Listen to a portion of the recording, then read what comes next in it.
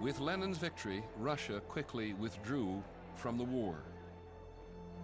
But the Germans had seen their plans succeed only to find that they now faced a new opponent.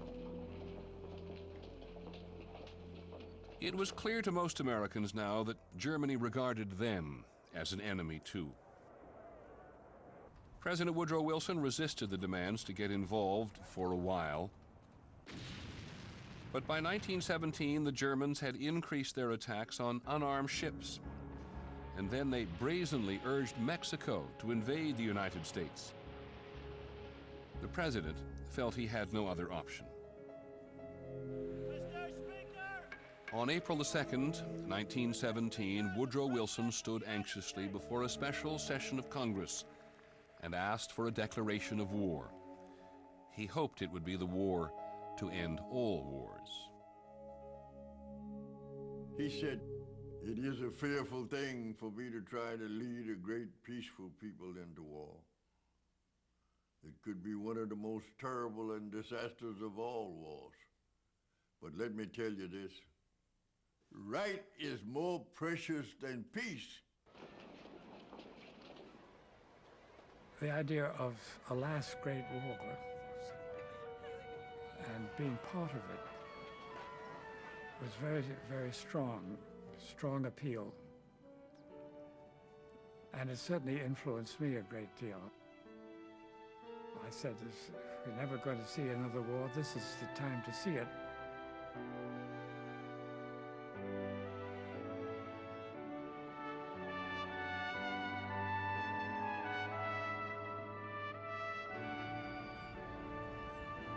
In the summer of 1917, American troops landed in France, returning the favor of Lafayette, the French soldier who had fought with America during the Revolutionary War. One of the officers, he said it loud enough for everybody to hear. "Lafayette," he was waving his hand. "Lafayette, Lafayette." I didn't know who Lafayette was. "Lafayette, Lafayette, we're here."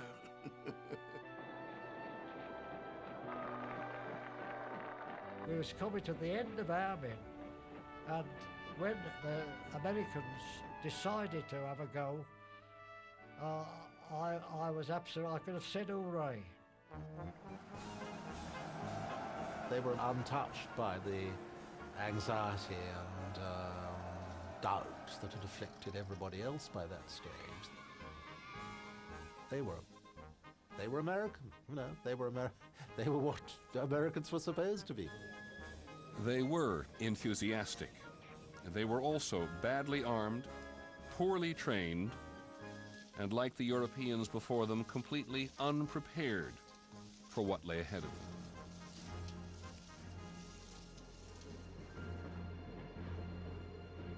The train came through from the front,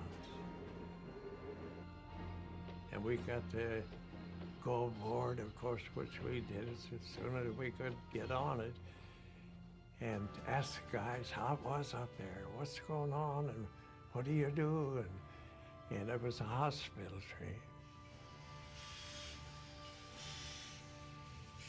I can see these poor kids, like me, youngsters, with a leg gone, or two arms gone. Well, this was a kind of a cold water treatment all of a sudden to realize what war was like. You grew up very quickly in surroundings like that. It was no longer freshman studies. It was the real world.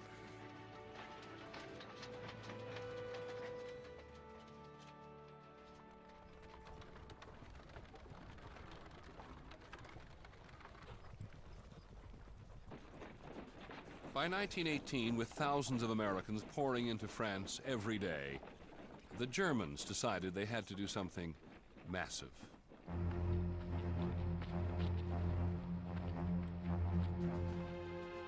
In March 1918, the German army tried its last major gamble, last major offensive on the Western Front, and it was successful. It was a remarkable moment. the Western Front moved. The War of Movement finally arrived. And after years of impasse, the Germans suddenly threatened to overwhelm the Allies and actually capture the French capital, Paris. The Germans had a fire. They called it sweeping fire. Everything up on earth got hit. They either was wounded or died. The threat to Paris was so severe that 1 million people simply left the city. The Germans got to within 30 miles. At this point, these still semi-trained American divisions were thrown into the battle, and along with the French, managed to stop the German drive.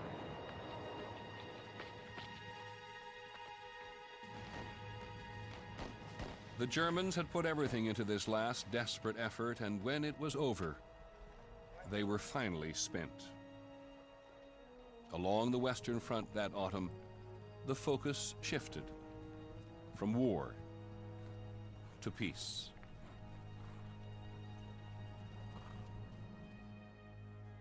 On the 10th of November, the Kaiser was forced into exile by his own government, a victim of the war he had helped to start.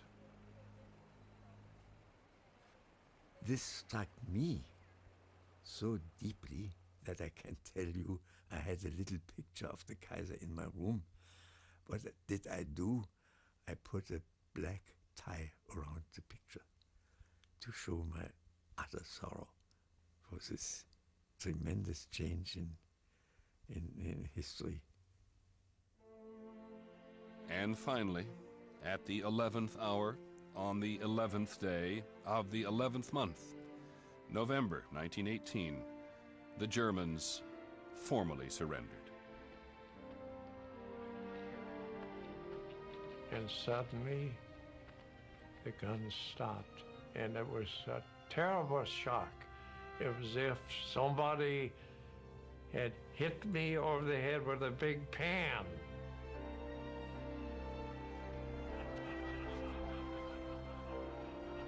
That sudden hush, after 4 years of continual gunfire, had become part of our life. There seemed to be something missing. We didn't believe it, you know.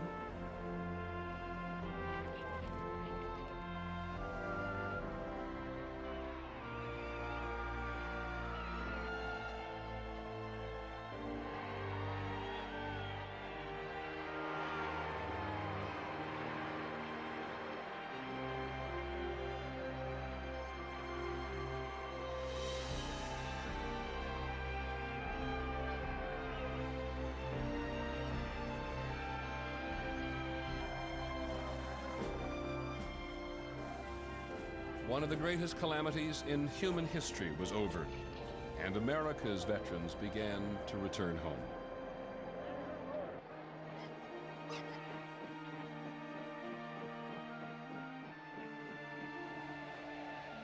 The trouble was that having made the world a safer place, American veterans returned to a very uncertain future.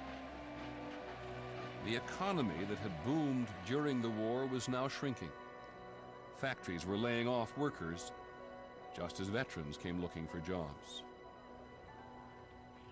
We had no help to find a job, no grants to go to school and finish our college education.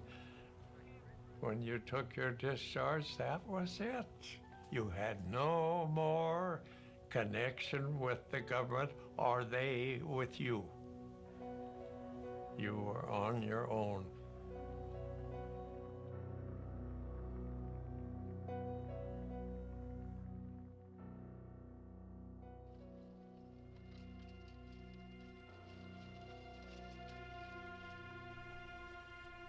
In the winter of 1918, Europe